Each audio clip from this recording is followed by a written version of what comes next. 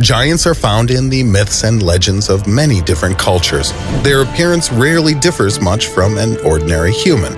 For example, the Cyclops in the Odyssey, written by Homer, besides being a giant, was generally human-looking, except for that one big eye in the center of his forehead. The Bible mentions in passing a divine origin for ancient giants, and in Scandinavian legends, giants actually confront the gods. Quote, "At that time there were giants on the earth, since the sons of God began to enter the daughters of men, and began to give birth to them. They are strong, anciently glorious people." End quote.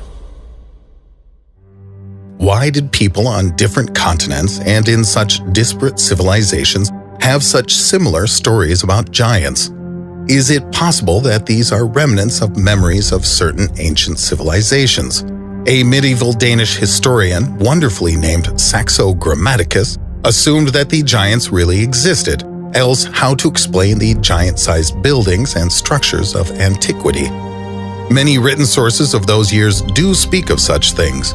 For example, in the Old English poem Seafarer, a tale is told of enormous stone walls supposedly built by giants. There is also mention of giant beings in a number of historical documents. Herodotus writes of the Spartans acquiring the bones of the warrior Orestes to help with a military campaign. The skeleton is noted to have had a height of 7 cubits, that's 11.5 feet or 3.5 meters in modern terms. The ancient Greek scholar Pausanias described how a skeleton of a man of about 18 feet or 5.5 meters tall was found on the bottom of a river. Josephus Flavius, a Roman historian, transcribed the testimonies of eyewitnesses who saw live giants themselves. These observers reported that the giants' faces were different from ordinary human faces, and that the towering creatures possessed thundering voices. In the era of early Christianity, priests believed that Adam's height was 13 feet, about 4 meters, and that Eve was just a bit shorter at about 10 feet tall or 3 meters. Records of these writings are available in the archives of the Vatican. A number of 13-foot-tall skeletons, that's 4 meters for you metric aficionados, were excavated in the Caucasus Mountains during the 20th century. The age of these giant skeletons dates from somewhere between tens and even hundreds of thousands of years ago. The presence of such a large number of skeletal remains allowed scientists to assume that the giants moved here in search of salvation after some global catastrophe. Here they found their final shelter and resting place. In one very old book entitled History and Antiquity, now stored at the Oxford University Library, there is an account of the discovery in the Middle Ages of a giant skeleton in Cumberland. Quote, "The giant is buried in the ground at a depth of 4 yards and is in full military garb. His sword and battle axe are resting next to him. The length of the skeleton is 4.5 yards, and the teeth of the big man are measured at 6.5 inches long and 2 broad." End quote. Adding to the evidence verifying the existence of giants are numerous gigantic fossilized footprints. For example, an imprint of a human foot 80 centimeters or 2.5 feet in length has been unearthed in Tanzania. Similar footprints of a slightly smaller size, about 50 centimeters or 1.5 feet, were found in the Nevada desert, left approximately 250 million years ago. A series of handprints was found next to traces of dinosaurs near a village in Turkmenistan. The height of the giant that left them is estimated at about 5 meters, almost 16.5 feet, and lived 150 million years ago. A human tooth 5 times larger than an ordinary man's tooth was found in Hong Kong in 1935. A 60-centimeter or 2-foot-high human skull with 2 rows of teeth was found in Alaska in 1950. And a 50-foot-long petrified human skeleton, that's 15 meters, folks, was found in Mongolia in 1999. The sheer plethora of evidence allows us to state unequivocally that giants did indeed once exist. But whether they were a single people who settled all over the earth or belonged to different races, this is a question which scientists have yet to unambiguously answer. But if giants really existed, and not only in myth and legend, then it stands to reason that other traces of their lives should also exist. For example, architectural structures and other such objects. In the opinion of a number of scientists, the numerous megalithic objects that have been discovered all over the Earth serve as proof of the prior existence of giants. Even in our time, with modern technology, it is extremely difficult to build such monumental objects, and tens or even hundreds of thousands of years ago, without some kind of mechanical lifting mechanisms, it seems that it would have been virtually impossible. And yet, they exist. This is the famous Baalbek Terrace located in Lebanon near Beirut. 3 huge stone slabs, each weighing about 800 tons, are embedded in its base. The plates are identical and fit together so seamlessly that one cannot even insert the blade of a knife between them.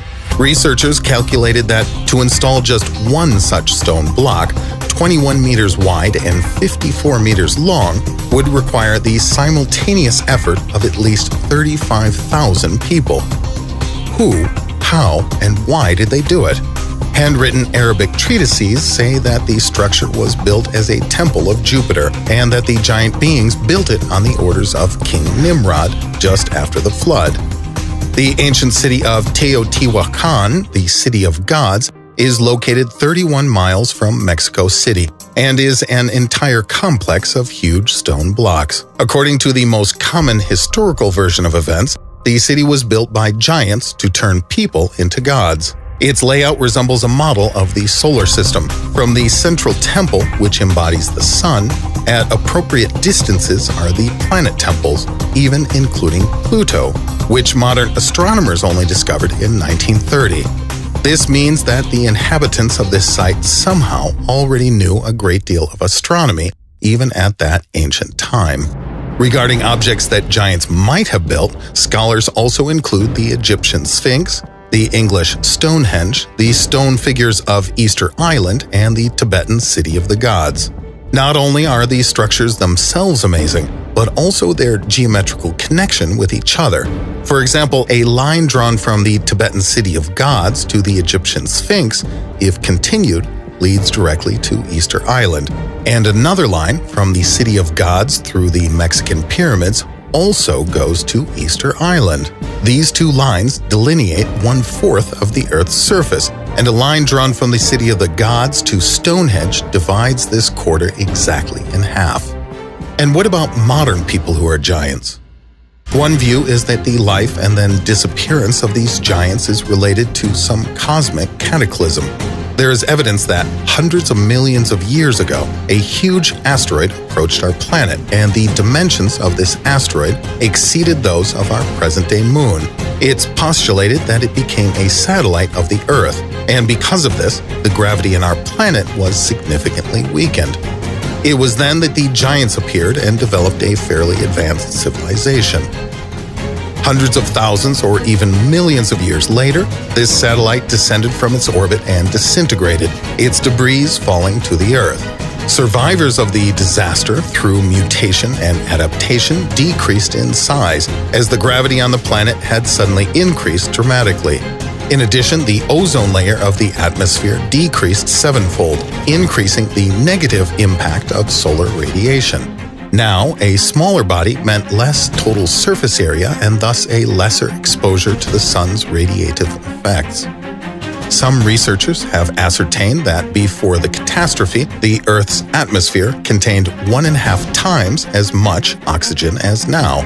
Large animals thrive with more oxygen, and this helps explain the fossil record of all the giant animals and plants characteristic of that time, which obviously would also be beneficial to giant humanoids. After the disaster, the size of the giants gradually decreased.